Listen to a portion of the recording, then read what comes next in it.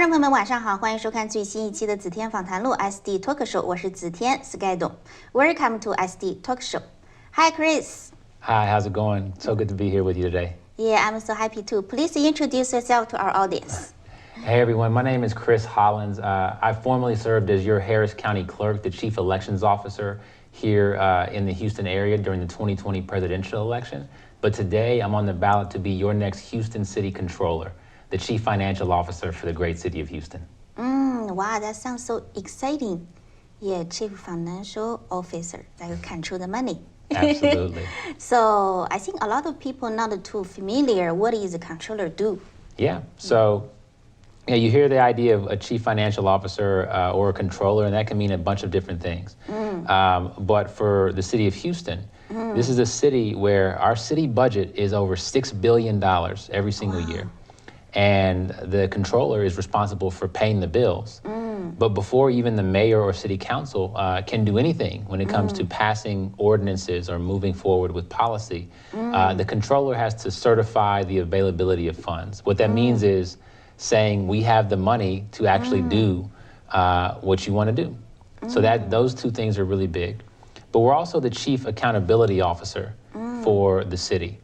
We audit city funds to make sure that there's no waste, no fraud, no abuse. Okay. But we can also use that auditing function to make sure that our city is operating more efficiently. So not only making sure that no one's stealing from you, but also that the services that we're delivering to you are being as effective in meeting your needs as they possibly can. And then finally, we manage the broader finances of the city. So the city at any time has more than $5 billion in cash. Wow. And we put that in banks.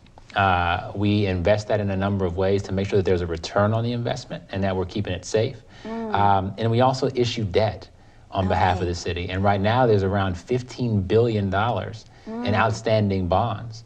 That when we issue those bonds, again, we use that money to work on important projects like infrastructure so that you have safer roads to drive on, right? And so many other things that we can invest in things like public safety.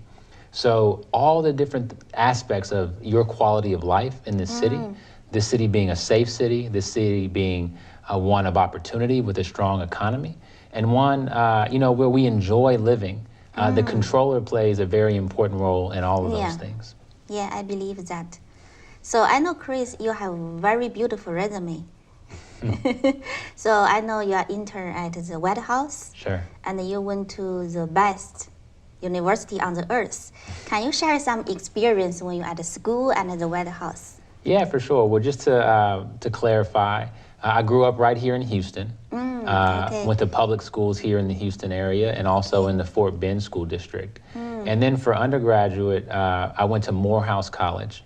It's a tiny school in Atlanta, but it's a men's college, and it happens to be the place where Dr. Martin Luther King Jr. graduated from. And so from a very young age, I was inspired by leaders like him who, to go and make an impact in our community and to serve. I went from there to Yale Law School. I got my law degree from the top law school in the world. Yeah. And I also got my master's in business from Harvard Business School. And in both of those, I specialized in finance. From those times, Yale Law School, it was very common for United States Supreme Court justices to come, because many of them are alums, to come and visit and share their experiences. Presidents of the United States, like Bill Clinton, attended Yale Law School. And so it was very much a privilege to walk those grounds, to study there along with some of these giants, some of whom are now leading across the country, United States senators and presidential candidates. But serving in the White House under President Obama was a real honor. And I was there at the very beginning of his first term, where we were building out what was going to be his government, making the hires of secretaries of important departments like education and justice, and each of their deputies, thousands and hundreds of thousands of people who would soon be serving us and helping us to recover from a very serious financial downturn at that time. Oh, okay. And so being there, at the time that I was at the White House, I was 22 years old. Wow. And so being able to even be near the president, you know, First Lady Michelle Obama, so many other important leaders who have before and since really changed the course of this nation for the better, is something I'll never forget and was a real inspiration. Yeah, I heard about you being the Harris County clerk on 2020. Can you share some experience during that time? Absolutely. So I think we all remember the pandemic. Yeah. Something that, especially at the very beginning, was scary. We didn't know, you know, who was going to get sick. We didn't know how it was happening. We were concerned with our own safety and the safety of our families. And we were also concerned with our economic security. Yeah. I'm a small business owner, and whether you are owning a business or working somewhere, many people didn't know where their next paycheck was going to come from, if they were going to be able to pay the rent or their house note, feed their families. And so we were dealing with all of that as a community. But within all of that, we were also in the most important election year of our lifetimes, the presidential election of 2020.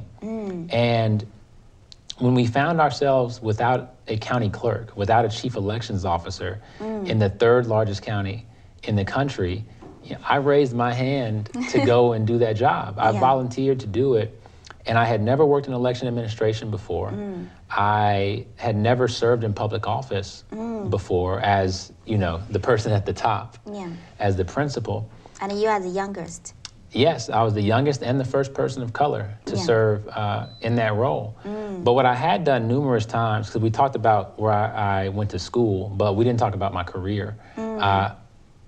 I served as a management consultant for many years. And I helped large, you know, Fortune 100 companies, as well as government agencies, to transform the way that they operated to deliver better results for the people who they were intended to serve.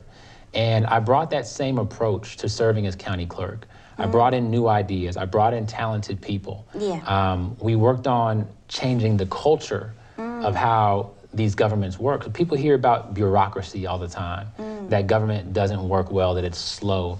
And so we changed the culture within that office to say, look, we don't have a lot of time, but this job is so important that we have to make sure that every citizen in this election has the opportunity to exercise their constitutional right.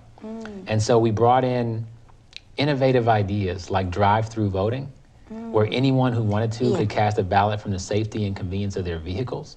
Like 24-hour voting, where doctors and nurses and first responders, essential workers, some who worked at, you know, grocery stores, stocking shelves till 2 and 3 in the morning, we gave them an opportunity to vote at a time that was convenient for them. And for our seniors and people with disabilities, we made it easier and more straightforward to vote by mail. And we made it so that they could track their mail ballots to us in the same way that you might track, say, an Amazon package. So that you knew your vote made it to us and that your vote was counted.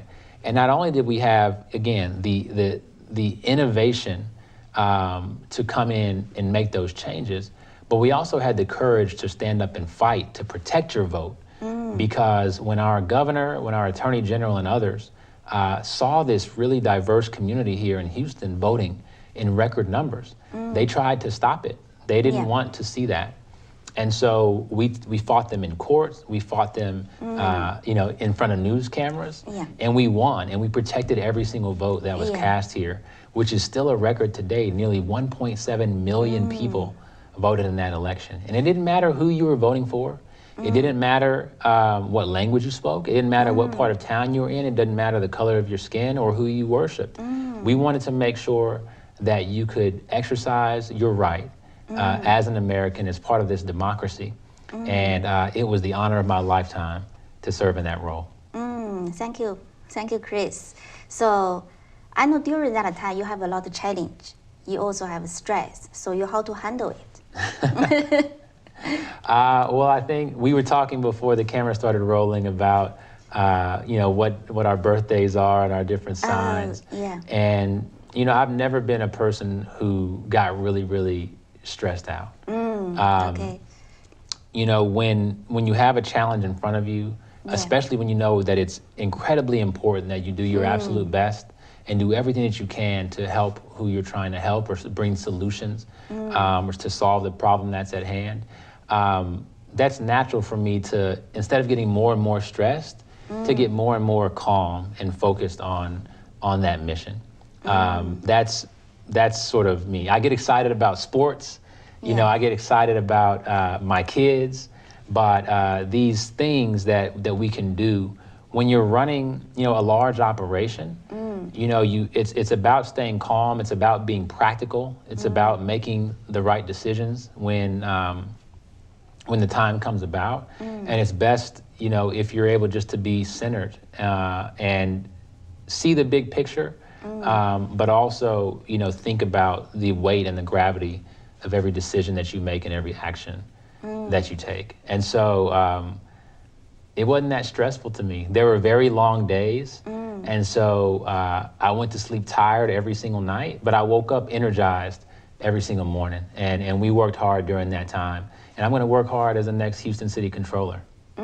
Thank you. You have a very strong man, a strong heart.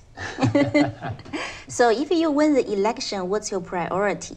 Yeah, so our city is facing some real challenges. Now, I was born in Houston. I love this city, and I'm now raising my kids here, like I mentioned. And Houston has gotten much better over the course of my lifetime. But we have some real challenges that are facing us both today and in the future. Safety. Yeah. There are more guns on our streets than ever before. Yeah. People are concerned about if they can walk outside to take their kids to school, to go to work, and those sorts of things. The economy, affordability. There are people who can no longer afford to live within the city of Houston because it's gotten too expensive. And so we have to solve those challenges to make this a place where you can truly live and work and raise a family. And although we've come this far economically as a city and as a region because of our thriving energy sector, moving forward, we're going to have to invest in the next generation of energy, as well as diversify the economy across this city, so that as the energy transition takes place globally, that we don't feel the pain here of a shrinking economy. So we have to always be looking forward to the next set of opportunities and embrace those. On top of all that, our city itself, the government, has some serious financial challenges. Going forward, we're projected to be spending hundreds of millions of dollars more each year than we're bringing in, right? And so as the chief financial officer, it's going to be my job to figure out a path forward that's going to level those things out. Because whether we're talking about a private business or we're talking about just our own personal finances, you might be able to survive a month or a couple of months spending more than you have, but at some point you either have to increase the money you're bringing in or decrease the money that you're spending to achieve the kind of balance that's necessary and sustainable. And so that's going to be my top priority. But we're not going to stop there either, because in the same way that as your county clerk, we totally reimagined what it meant to be the chief elections officer. We're also going to reimagine what it means to be the controller and focus not only on the dollars and cents, but also how we can make sure that our government is operating more effectively and more efficiently. Repairing our roads, picking up our trash, keeping our communities safe, getting clean water into our homes in ways that we should expect and that we deserve as Houstonians who are paying our tax dollars, right? So bringing those new ideas, bringing best practices from across the globe to how our city government operates and allowing us to invest more in you and in your family and in your neighborhoods, that's going to be my focus and my commitment. Wow. I appreciate it. Thank you. So, Chris, I have a question. When we was a child, everybody have a dream job. So what's your dream job? Well, that might have changed week to week. My father, I didn't get to talk about my parents, Okay. My dad was a police officer. Oh, Neither of my okay. parents went to college, but my dad put on a uniform and served this community for 34 years. Oh, wow. My mother was a foster parent. By day, she was an administrative assistant, Oh, but she had a passion for children, and together she and my dad raised over 20 foster kids in addition to my sisters and me. And so the first thing I ever wanted to be was a police officer because I wanted to be like my dad. But, as a kid, that might have changed to being a firefighter one other day. yeah. But what I remember when I was, say, 6 or 7 years old is that I wanted to be a lawyer. And I found out years later that the vision I had from watching television of what a lawyer did is very different from the real life of being a lawyer. But it's funny how things work because, you fast forward many, many years through me going into public service, into business as a consultant, but finally coming back and opening a law practice here in Houston. And so I'm doing my dream job, but my real dream job is going to be serving as your next city controller. Oh, okay. This is so far your job. So may I ask, for the future, maybe 10, 20 years, what else the position you want to run? Maybe living in the White House? Well, when I served in the White House, I really, really enjoyed it. And knowing that you're having that kind of impact on hundreds of millions of people is incredibly inspiring. But, I have a focus of 4 years, and that's going to be serving this city as controller. And look, my belief is that whether you're in public life or in private life, if you do a good job at what you're doing, then other opportunities will present themselves. But I know that there's a real need to manage the finances of this city, to bring in new ideas about how we can operate and better deliver for our residents. And so that's my focus as the next city controller. Thank you. So Chris, can you tell audience your contact if they want to support you? What's your email? What's your website? Absolutely. So again, my name is Chris Hollins. It starts with an H, Hollins, Hollins. And you can go to our website, chrishollins.com, to learn more about us, to sign up to volunteer, to ask for updates, to give us donations because we still need dollars to run this campaign. But you can also email me personally if you have any questions at chrishollins.com.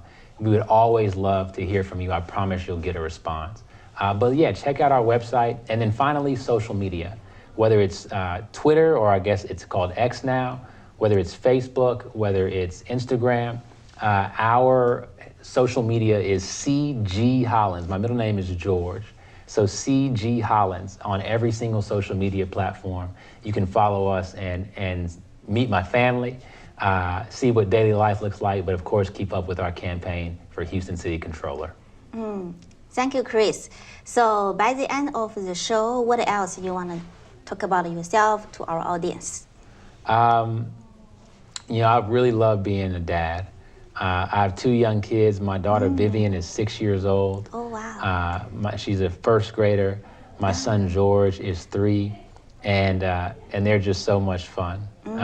Just watching their growth, watching my daughter learn math.